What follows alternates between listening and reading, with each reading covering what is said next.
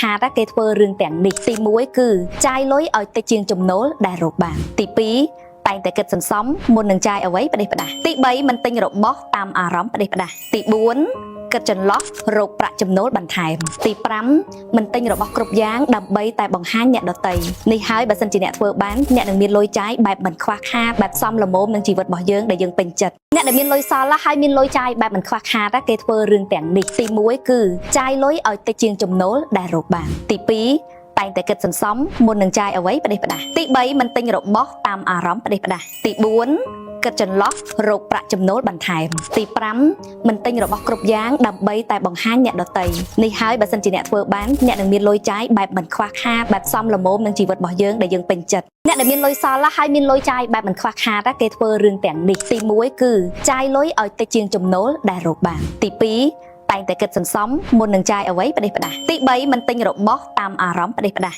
ទី4គិតចន្លោះរកប្រាក់ចំណូលបន្ថែមទី5មិនទិញរបស់គ្រប់យ៉ាងដើម្បីតែបង្ហាញអ្នកដទៃ